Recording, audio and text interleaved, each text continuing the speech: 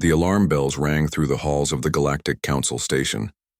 High Commander Zethkri felt his scales tighten with worry as he read the message on his screen.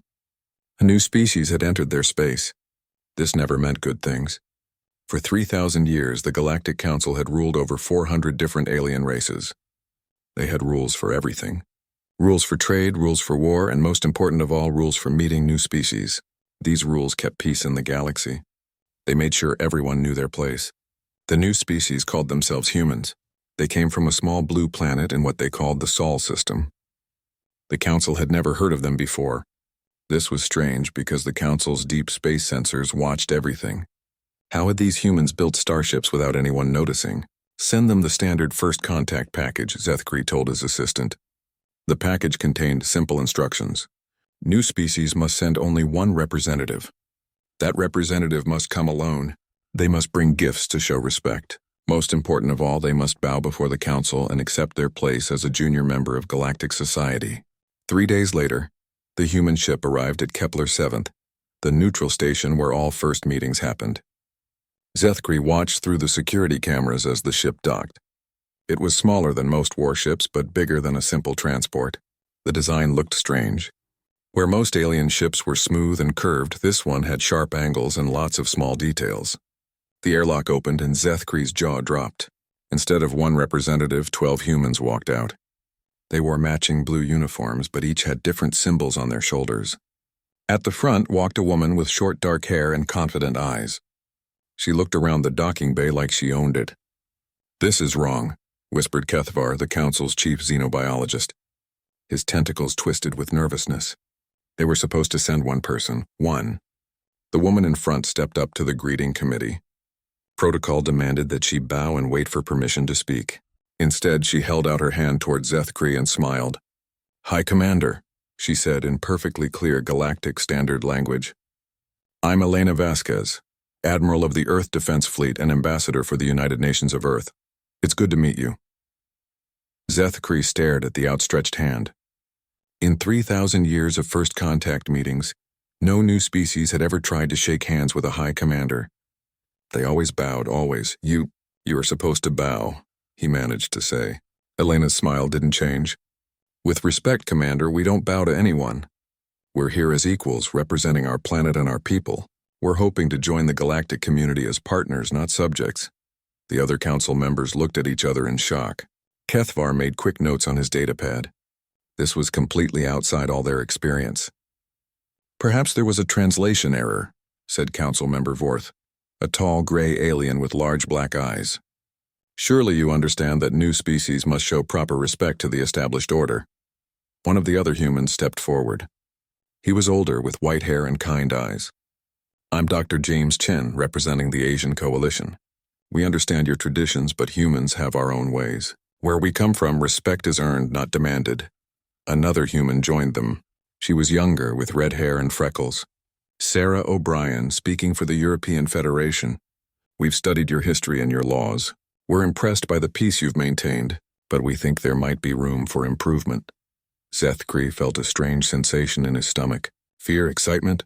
He couldn't tell. Improvement. "You have been in space for what, a few decades? We have maintained order for millennia." Elena nodded thoughtfully. "That's true. You've done well with what you had, but we bring fresh ideas. Different perspectives. On Earth, we learned that diversity makes us stronger. We have over 200 different nations all working together." 200 governments? Kethvar's tentacles went pale. "How do you make any decisions?" A dark-skinned man with a warm laugh stepped up. "David Okoro, African Union representative. We argue a lot, that's true. But when something important needs doing, we find a way. Take our journey here. Every nation contributed something. Ships, technology, crew, ideas. No one country could have done it alone." The council members whispered among themselves in their various languages. This was unprecedented. New species were supposed to be afraid. Grateful for the council's protection, these humans seemed to think they were doing the council a favor by showing up. "You speak of contributions," said Vorth carefully. "What exactly do you offer the galactic community?" Elena gestured to her team. "Dr. Martinez here has developed new medical techniques that could help species we've read about in your databases. Engineer Thompson has ideas for improving faster-than-light travel. Commander Petrov brings military innovations that could strengthen everyone's defenses. And what do you want in return? Zethikri asked. Knowledge, Elena said simply. Trade opportunities. The chance to explore and learn. We want to see what's out there among the stars. We want to meet new friends and face new challenges. Kethvar looked up from his notes. You're not afraid? Space is vast and dangerous. There are hostile species, cosmic phenomena that can destroy entire fleets, ancient mysteries that have killed those who investigated them. Elena's eyes lit up with something that made Zethkri's scales tingle. It looked like excitement. Doctor, she said, that's exactly why we're here. Humans have always been explorers. We've climbed the highest mountains, dove to the deepest oceans, and walked on our own moon before we even had proper spaceflight. The unknown doesn't scare us. It calls to us. The meeting room fell silent. For 3,000 years, the Galactic Council had met species that wanted safety, protection, and guidance. They had never met anyone who looked at the dangerous universe and saw adventure. Zethkri made a decision that would change galactic history. Instead of following the ancient protocols, he reached out and took Elena's offered hand. Welcome to the galaxy, he said. I think things are about to become very interesting. As the humans were escorted to their quarters, Kethvar watched them go. They walked with confidence, pointing at things they found interesting, asking questions about everything they saw. They didn't act like junior members of anything. They acted like they belonged here. Later that night, Kethvar sent a coded message to the Inner Council. The humans are unlike anything we've encountered. They show no fear, no deference. They see the galaxy not as a shelter from chaos, but as a playground for their ambitions. Recommend careful monitoring. These beings could change everything.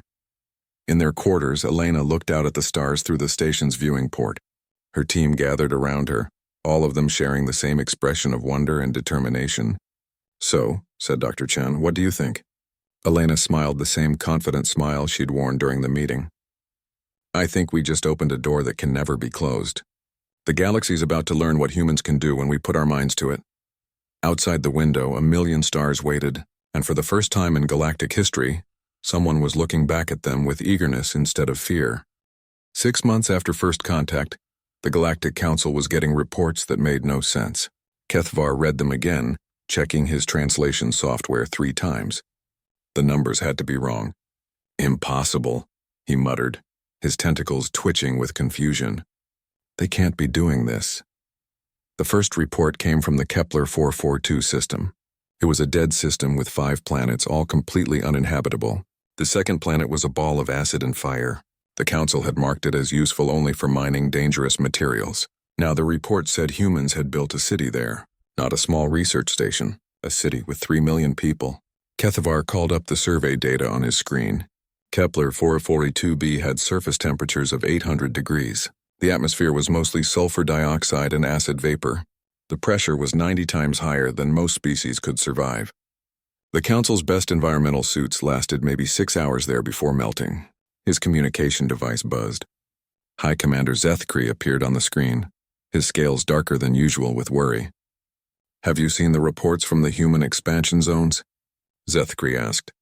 I'm looking at them now, Kethvar replied. Sir, I think there might be errors in our surveillance data. That's what I hoped too. But I sent a ship to verify. The humans really are living on Kepler 442b. They've built massive domed cities with some kind of environmental control system. They're not just surviving there, Kethvar. They're thriving. Kethvar's tentacles went pale. How is that possible? We've had faster-than-light travel for 3,000 years. We've never been able to colonize worlds like that.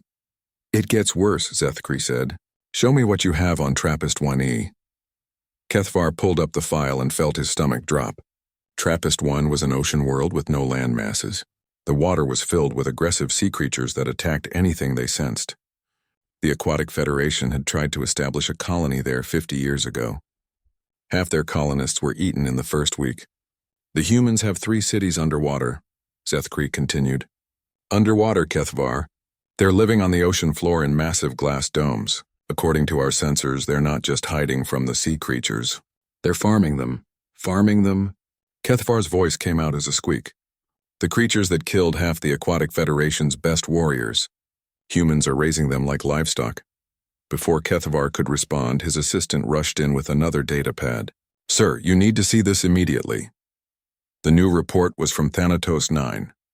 Kethvar felt his tentacles go numb as he read it. Thanatos 9 was the most dangerous world in known space. The air was filled with spores from fungal growths that were deadly to all known life forms. Even one breath would kill most species in minutes. The Council had put the entire system under quarantine. Dr. Sarah Chen has established a research colony on Thanatos 9, his assistant said. Population 50,000 humans. Kethvar looked at the numbers again. 50,000? On Thanatos 9? They must be living in sealed habitats. No, sir, his assistant said quietly. According to our long-range sensors, they're breathing the air. They're walking around outside with no protection. And, sir, they're eating the fungal growths. The datapad slipped from Kethvar's hands and clattered to the floor. This was beyond impossible.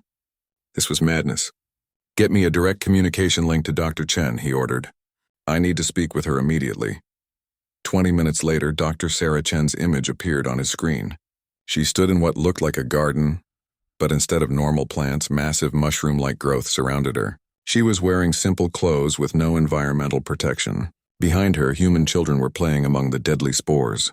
Dr. Chen, Kethvar said carefully, our records indicate that Thanatos 9 is lethal to all known life forms. Sarah smiled and picked up one of the mushroom growths.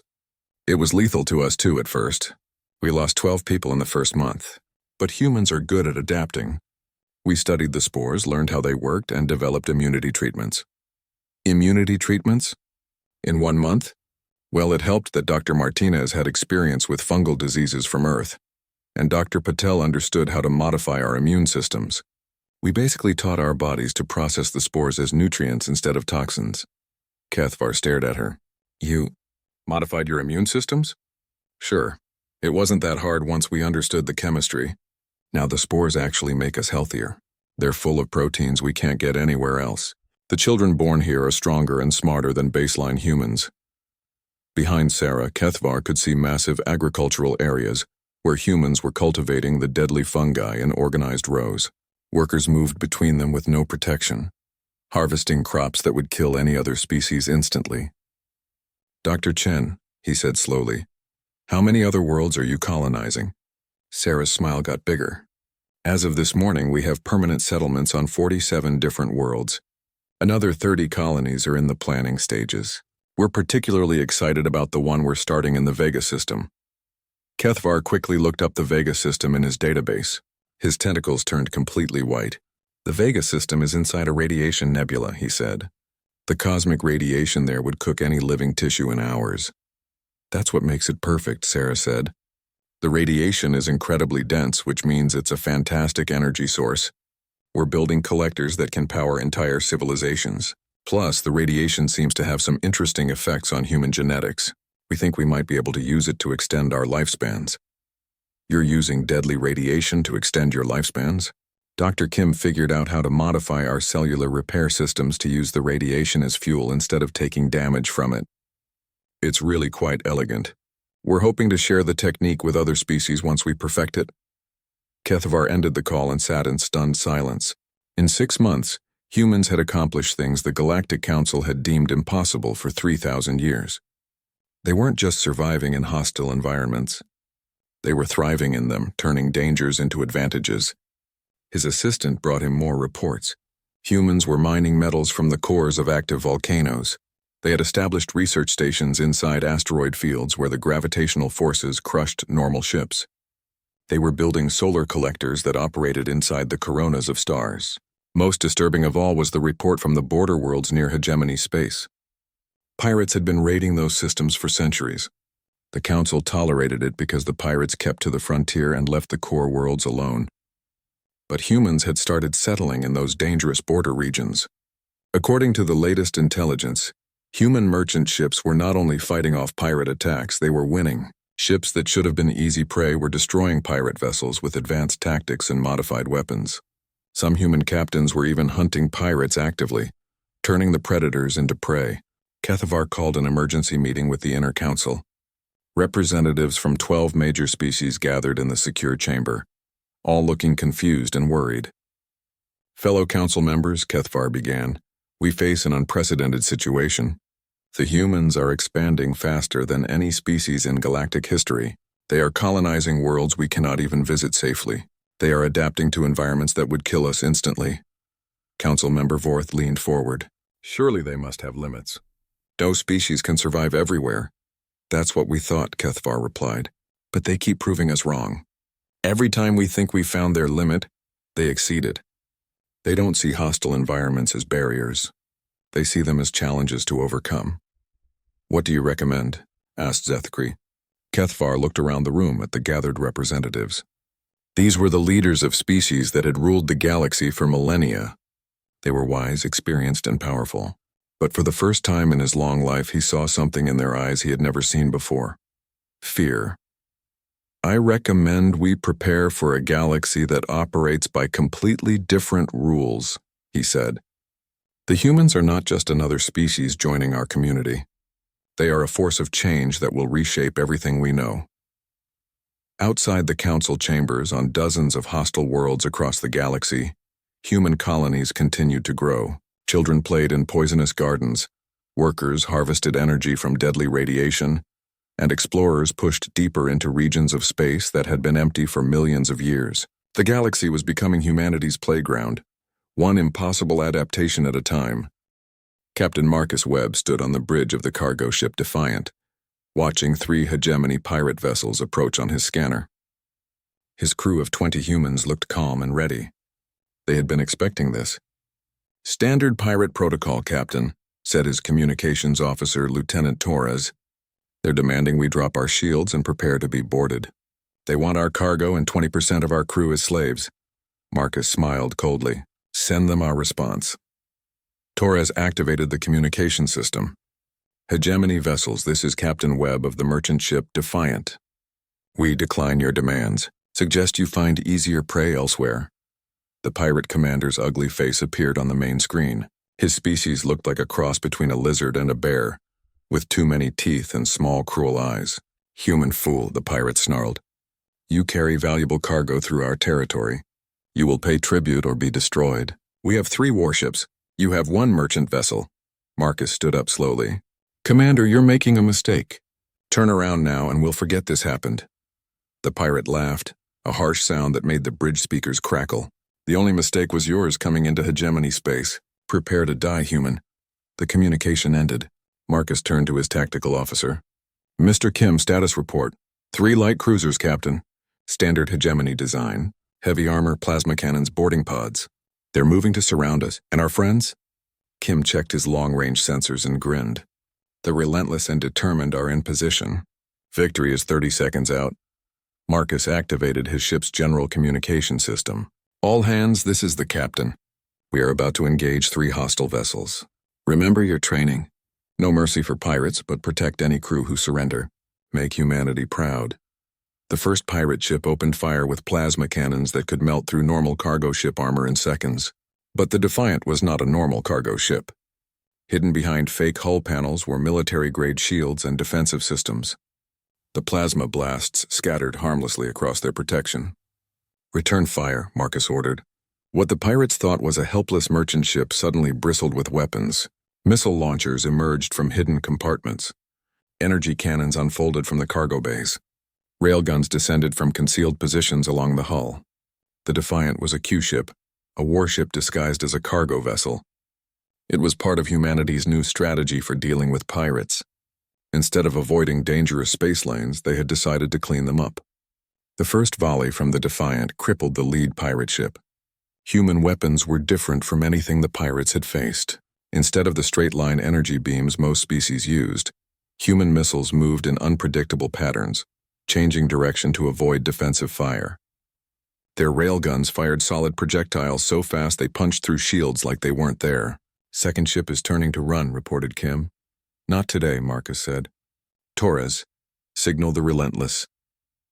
On the far side of the pirate formation, what had looked like empty space suddenly revealed another human ship.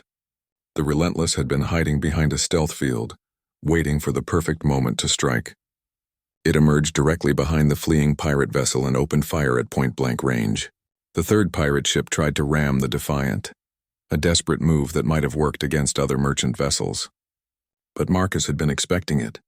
At the last second, The Defiant used maneuvering thrusters to spin aside while firing at the pirates' engines. The enemy ship flew past them completely out of control. The Victory arrived just as the damaged pirate vessels were trying to escape. The human destroyer blocked their path, weapons charged and ready. "This is Captain Elizabeth Stone of the UEN Victory," came the voice over the communication system. "Hegemony vessels, you are surrounded and outgunned. Surrender immediately or be destroyed." The lead pirate ship tried one last desperate attack, launching boarding pods at the Victory. It was a fatal mistake. The human destroyer's defensive systems shot down the pods before they got close, then responded with a full weapons barrage that cracked the pirate ship's hull like an egg. The remaining 2 pirate vessels quickly signaled surrender. 2 hours later, Marcus sat in his ready room across from the captured pirate commander. The alien's arrogance was gone, replaced by confusion and fear. "I don't understand," the pirate said. "Merchant ships don't fight back. They pay tribute. That's how it's always been." Marcus leaned back in his chair. "That's how it was. Things are different now. Humans don't pay tribute to anyone. But the Galactic Council tolerates our activities. We keep to the frontier zones. We don't threaten the core worlds." "The Council might tolerate you," Marcus said, "but we don't. You attack innocent ships and enslave their crews. That ends now." The pirate's small eyes narrowed. "You cannot stop the hegemony.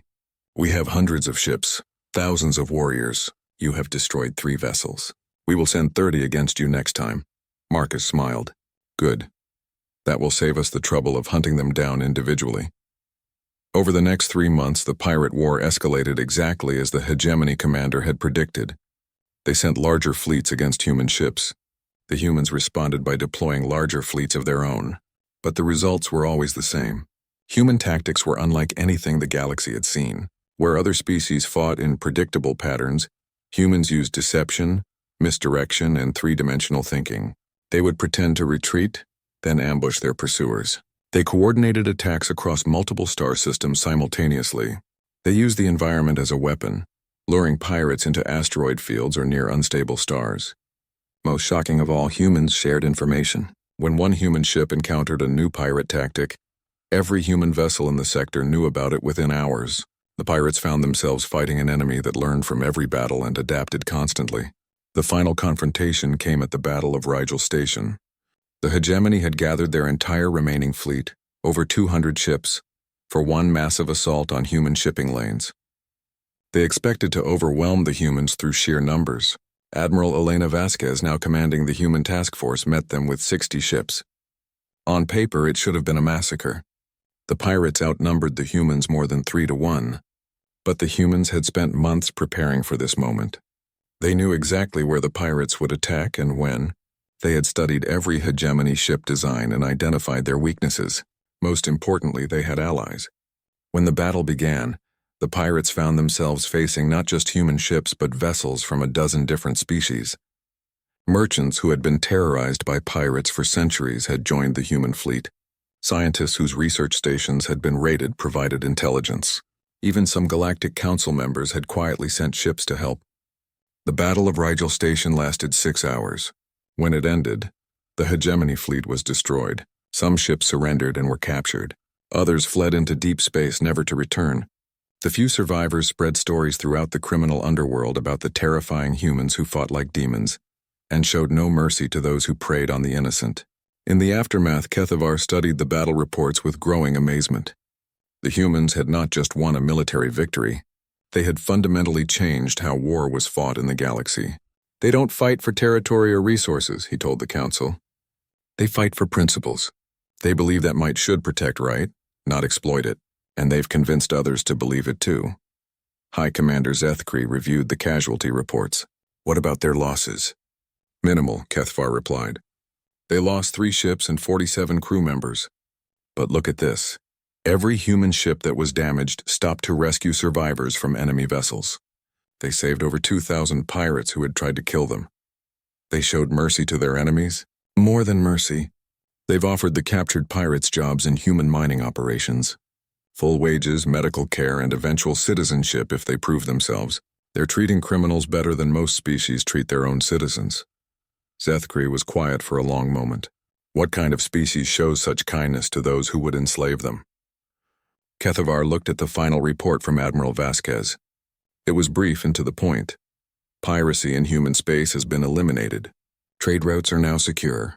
Any species seeking safe passage is welcome under human protection. A species that fights not for conquest but for justice, Kethavar said softly. And, Commander, I think that makes them the most dangerous force the galaxy has ever seen. The pirate war was over, but its effects would ripple through the galaxy for generations. For the first time in thousands of years, someone had proven that the strong could protect the weak instead of exploiting them. The humans had not just defeated an enemy, they had shown the galaxy a different way to live. Jennifer Park sat in her small office on Trade Station Alpha 7, staring at numbers that should have been impossible. In just 18 months, her investment fund had grown from a tiny human startup to the largest venture capital operation in the galaxy. It had started as a simple idea. While the Galactic Council controlled trade through ancient treaties and rigid hierarchies, humans brought something new, the concept that anyone with a good idea deserved a chance to succeed. Her first investment had been in a young Zephyrian scientist named Veltar. His people were bound by a treaty that required them to sell all their technological innovations to the Hegemony Confederation at fixed prices set centuries ago. The Confederation then marked up these innovations by thousands of % before selling them to other species. Veltar had invented a new type of faster-than-light communication device that could send messages instantly across the galaxy instead of taking days or weeks. Under the old system, he would have been forced to sell his invention to the Confederation for a tiny payment. The Confederation would then charge other species enormous fees to use it. Jennifer offered him something different, a partnership. Her fund would provide money for development and marketing. In return, Veltar would keep ownership of his invention and receive a fair share of all profits. Most importantly, the technology would be available to everyone at reasonable prices. The Confederation was furious. They sent official complaints to the Galactic Council, demanding that humans be forbidden from interfering with established trade agreements. But Jennifer had studied galactic law carefully. Nothing in the ancient treaties said that individual inventors couldn't seek outside investment. You're destroying thousands of years of economic stability, complained Trade Minister Korthvan during an emergency council session. Jennifer stood before the assembled representatives. A small human woman facing some of the most powerful beings in the galaxy. She was not intimidated. "Minister, I'm creating economic opportunities," she replied. "For the first time in centuries, inventors and innovators can benefit fairly from their work." "That's not destruction, that's progress." "The old ways maintain order," insisted another council member. "Everyone knows their place. Everyone receives their proper share." "Their proper share of what?" Jennifer asked. "Of poverty? Of missed opportunities? Minister, under your system, a brilliant scientist like Veltar would spend his entire life working for almost nothing, while middlemen became rich from his ideas. How is that fair?" High Commander Zethkri leaned forward. "But what happens when everyone wants to be an inventor? Who will do the basic work that societies need?" Jennifer smiled. "Commander, that's the beauty of a free market. The more people who have good ideas, the more wealth everyone creates. When Veltar's communication devices become widely available, they'll help other inventors share their ideas faster. That will lead to even more innovations, which creates more jobs and more prosperity for everyone." The council looked skeptical, but Jennifer's results spoke for themselves. Veltar's communication devices had already revolutionized several industries. Medical researchers could now share critical data instantly across the galaxy. Engineers could coordinate massive construction projects in real time. Even the Council's own communications had improved dramatically. More importantly, the success had inspired others. Scientists, engineers, and inventors from dozens of species were approaching Jennifer's fund with ideas that had been suppressed for centuries by the old economic system. Dr. Thexani, a brilliant researcher from the Aquatic Federation, had developed medical nanobots that could repair tissue damage at the cellular level. Under the traditional system, her people's medical guild would have controlled the technology and limited its availability to maintain high prices. With human funding, she was able to mass-produce the nanobots and distribute them to hospitals throughout the galaxy. Engineer, Krexel from the mining consortium had invented new drilling techniques that could extract rare metals from asteroids without destroying them. His own people had rejected the idea because it would reduce their control over resource extraction. Jennifer's fund helped him start his own company, and within months he was employing workers from a dozen different species. The pattern repeated itself across the galaxy. Wherever humans introduced concepts like intellectual property rights, fair profit sharing, and open competition, innovation flourished. The old monopolies and trade cartels found themselves facing competition from upstart companies that offered better products at lower prices. The established powers fought back. The banking consortium tried to cut off credit to human-funded companies. The Transport Guild refused to ship goods for businesses that didn't follow traditional pricing structures. Several powerful species threatened to boycott any planet that allowed free market competition, but their efforts backfired. For every restriction they imposed, humans found new ways to work around them. When the banking consortium cut off credit, humans created their own banking networks. When the Transport Guild refused to ship goods, human companies built their own cargo fleets. When planets were threatened with boycotts, humans offered them better trade deals. The breakthrough came when the small colony of New Geneva decided to completely abandon the old economic system. The planet had been struggling under crushing debt to various galactic cartels. Their government owed money to the banking consortium, transportation fees to the Transport Guild, and technology licensing costs to a dozen different monopolies. Jennifer met with their planetary council and made an offer that sounded too good to be true. Her fund would pay off all their debts in exchange for the right to establish New Geneva as the first completely free market planet in the galaxy. "What's the catch?" asked President Martinez, an elderly woman who had been fighting economic oppression her entire life. "No catch," Jennifer replied. "We set up completely open markets. Anyone can start a business. Anyone can compete with existing companies. Inventors keep ownership of their ideas. Success is rewarded with fair profits. And you think this will make us prosperous?" Jennifer pointed to the economic data on her screen. "President Martinez, every place humans have introduced these concepts has seen dramatic improvements in living standards.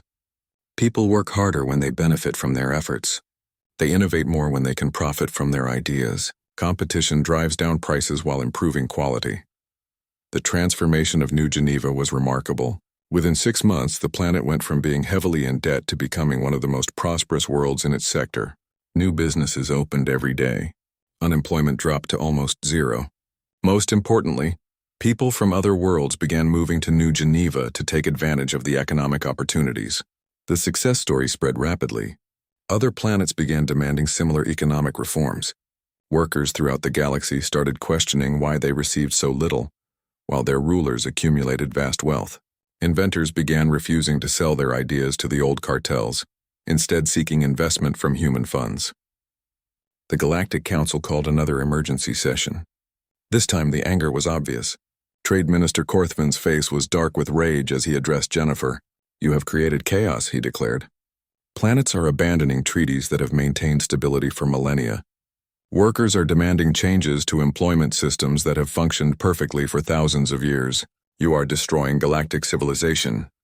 Jennifer stood calmly before the assembly. Around her, she could see representatives from dozens of species, but now many of them were watching her with interest rather than hostility.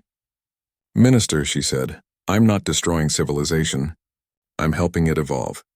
The old system worked when the galaxy was smaller and simpler, but we have millions of worlds now. Billions of people with ideas and dreams. The old ways can't handle that kind of complexity. So you would replace order with chaos? I would replace stagnation with growth. Minister, look at the numbers. Every world that has adopted free market principles has seen improvements in living standards, technological development, and social mobility. People are happier, healthier, and more productive." High Commander Zethkri spoke carefully. "But what about stability? What about ensuring that essential services are always available?" "Commander, competition ensures that essential services are available. When companies have to compete for customers, they work harder to provide good products and services. When workers can choose between employers, companies treat them better. When inventors can profit from their ideas, they create more innovations that benefit everyone." A new voice spoke from the assembly. It was Councilmember Vorth. one of the traditional hardliners, but his tone was thoughtful rather than angry. "Miss Park," he said, "my homeworld has been struggling economically for decades. Our young people are leaving because there are no opportunities. Would your system help us?" Jennifer nodded. "Council member, if your people are willing to try new approaches, I believe we can create opportunities for everyone. The key is letting people follow their dreams and rewarding them for success." The debate continued for hours, but Jennifer could see that attitudes were changing. Representatives who had initially opposed human economic ideas were now asking detailed questions about implementation. The old guard was still resistant, but they were increasingly outnumbered by those who wanted to try something new. In the end, the council couldn't stop what had already begun. The economic revolution had taken on a life of its own. Across the galaxy, people were choosing freedom over security, opportunity over stability, and innovation over tradition. Jennifer returned to her office to find hundreds of new investment proposals waiting for her. Scientists, inventors, entrepreneurs, and dreamers from across the galaxy were sending her their ideas. Each one represented not just a business opportunity, but a chance to make life better for billions of people. As she began reviewing the proposals, Jennifer smiled. The galaxy was learning that economic freedom wasn't just about making money. It was about giving everyone the chance to reach their full potential. And that, she knew, would create wealth beyond anything the old system could ever imagine. The alert signal screamed through every communication system in the galaxy. Deep space monitoring stations picked up the familiar energy signatures that every species had learned to fear. The Void Swarm was coming. Admiral Elena Vasquez stood in the command center of the human fleet flagship Endeavor, watching the tactical displays with grim determination. Around her, officers from 24 different species worked side by side, coordinating the largest joint military operation in galactic history.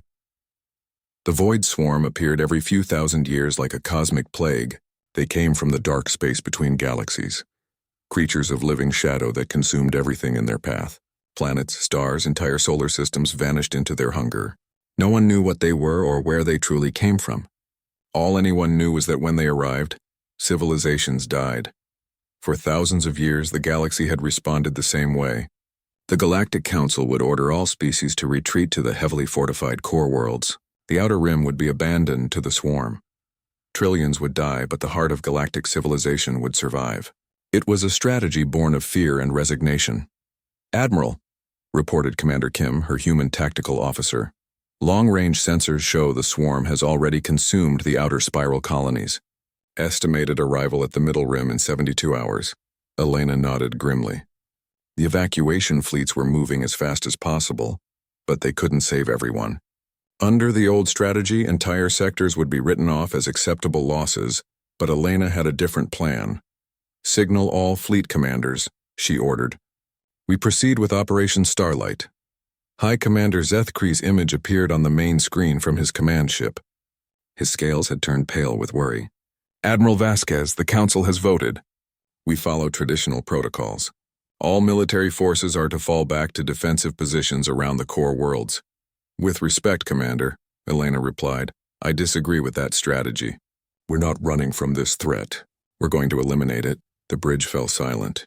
Around the galaxy, similar conversations were happening on hundreds of ships as human commanders informed their alien allies of the plan that everyone thought was impossible. Kethvar, now serving as chief xenobiologist for the Joint Fleet, spoke from his station. "Admiral, the Void Swarm has never been defeated. Every species that has tried to fight them directly has been destroyed. The only successful strategy is containment and retreat." Elena turned to face the gathered officers. "That's because no one has ever tried to understand what the swarm really is. We've spent months studying the historical records, analyzing every encounter, running simulations. We think we know how to stop them." "How?" asked Captain Veltar of the Zephyrian science vessel Discovery. The young scientist had become one of Elena's most trusted advisors. Dr. Sarah Chen, now heading the Joint Research Division, stepped forward. "The swarm isn't actually alive in the way we understand life. They're more like a cosmic phenomenon, a self-sustaining energy pattern that feeds on organized matter and energy. They consume planets and stars because they need the structured energy that living systems produce. But they've been doing this for millions of years," protested Commander Vorth. "How?" Can we stop something that ancient and powerful? Elena activated the tactical display, showing a three-dimensional map of the galaxy. Because they have a weakness. Every energy pattern has a resonance frequency. Dr. Chen's team has identified the swarm's frequency. If we can generate a counter-resonance at sufficient amplitude, we can disrupt their cohesion. The alien officers looked skeptical. This wasn't how galactic defense worked. You didn't attack cosmic forces of nature. You survived them and hoped they would eventually go away. Even if your theory is correct, said Zethkri. How do you generate enough energy to affect something that consumes entire star systems? Elena smiled. By working together. Every ship in this fleet, every space station, every planetary defense grid, all coordinating to produce a synchronized pulse at exactly the right frequency. The power won't come from any single source. It will come from all of us acting as one. The plan was audacious beyond anything the galaxy had ever attempted. Instead of running from the swarm, the combined fleet would advance to meet them. At the critical moment, every human and alien vessel would fire their weapons simultaneously. Not at the swarm creatures themselves, but at precisely calculated points in space to create a resonance wave. It has never been tried, warned Dr. Thexani from her medical research ship. If the calculations are wrong, we will lose everything. If we do nothing, Elena replied, we lose everything anyway. The swarm gets bigger with each cycle. Eventually, even the core worlds won't be safe. This may be our only chance to break the pattern. The debate raged for hours across the fleet communications network. Some species wanted to follow traditional protocols. Others were willing to try the human plan. But Elena had spent months building trust and relationships throughout the galactic community. When the final vote came, it was close but decisive. They would attempt Operation Starlight.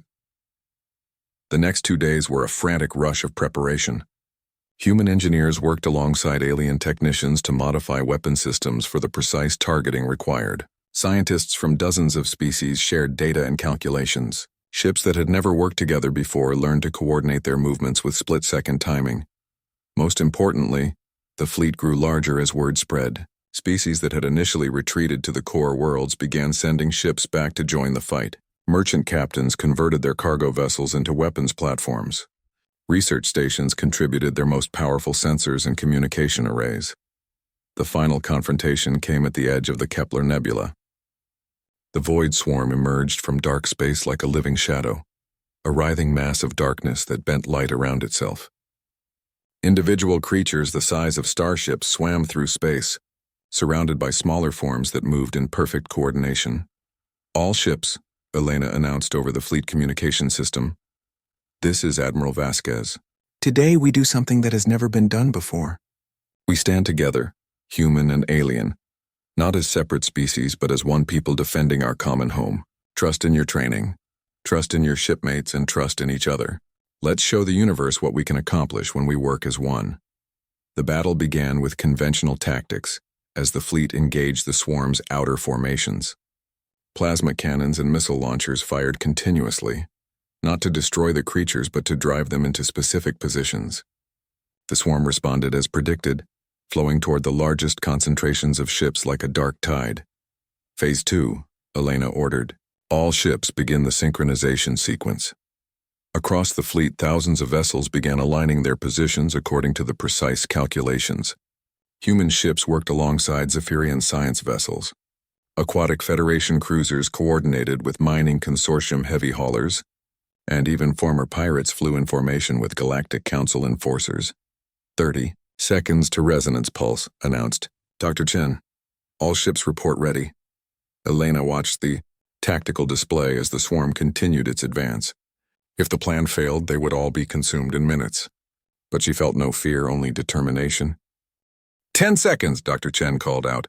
5, 4, 3, 2, 1, fire! Every ship in the fleet fired simultaneously, but instead of targeting the swarm creatures, their weapons aimed at empty points in space, creating a complex pattern of energy intersections. For a moment, nothing seemed to happen. Then the resonance wave hit. The effect was immediate and dramatic. The dark forms of the swarm began to flicker like bad holographic projections. Their coordinated movements became chaotic and disjointed. Individual creatures started dissolving into wisps of shadow that scattered in all directions. It's working, shouted Commander Kim.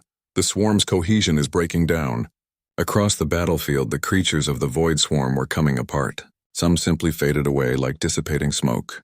Others seemed to collapse in on themselves before vanishing completely. The massive central mass that had devoured entire worlds was dissolving into harmless energy that scattered into space. Within an hour, it was over. The Void Swarm, the terror that had haunted the galaxy for millions of years, was gone. The silence on the fleet communication channels lasted for several long moments. Then gradually voices began to speak. Cheers erupted from human ships. Alien species that had no concept of celebration in their cultures suddenly understood the joy of victory. Ship after ship reported the same thing. The threat was eliminated. In the aftermath, as the fleet began to disperse, Elena found herself in a video conference with representatives from across the galaxy. The mood was unlike anything she had ever experienced. Fear had been replaced by hope, resignation by determination. "Admiral Vasquez," said High Commander Zethkri, "you have accomplished the impossible. You have saved not just our civilizations, but shown us that there are no impossible problems, only solutions we haven't discovered yet." Elena looked around at the faces on her screen. Humans, Zephyrians, Aquatic Federation members, mining consortium leaders, even former pirates and criminals who had fought alongside them. They were no longer separate species competing for resources and territory. They were partners who had shared an experience that changed everything. "Commander," she said, "this victory belongs to all of us. Humans provided some ideas and leadership, but it was your ships, your people, your courage that made it possible. We've proven that when we work together, we can overcome any challenge." Over the following months, the political implications of the victory became clear. The old Galactic Council, built on hierarchy and fear, could not survive in a galaxy where species had learned to cooperate as equals. One by one, member worlds voted to dissolve the ancient body and create something new. The Galactic Alliance that emerged was based on principles that humans had introduced: cooperation instead of domination, innovation instead of tradition, hope instead of fear. Every species had an equal voice regardless of their military power or economic influence. Decisions were made through discussion and compromise rather than the ancient edicts of a ruling elite. Elena found herself elected as the Alliance's first Director General, not because humans demanded the position, but because representatives from across the galaxy trusted her leadership. In her inauguration speech, she spoke words that would be remembered for generations. "We stand today not as conquerors or subjects, but as partners in the greatest adventure ever undertaken. The galaxy is vast and full of wonders we have not yet discovered, challenges we have not yet faced, and opportunities we have not yet imagined. Together, there is nothing we cannot accomplish." The transformation was not instant or easy. Old prejudices died hard, and some species struggled to adapt to the new way of thinking. But the success of Operation Starlight had proven that cooperation was not just idealistic dreaming. It was practical reality that produced results impossible for any single species to achieve alone. As Elena stood on the observation deck of Alliance headquarters, looking out at the stars that no longer seemed distant and threatening but full of promise, she reflected on humanity's journey. They had entered the galaxy as newcomers, dismissed by many as just another minor species. But they had brought something the galaxy desperately needed: the belief that tomorrow could be better than today. The galaxy had learned to dream again, and that, Elena knew, was humanity's greatest gift to the stars.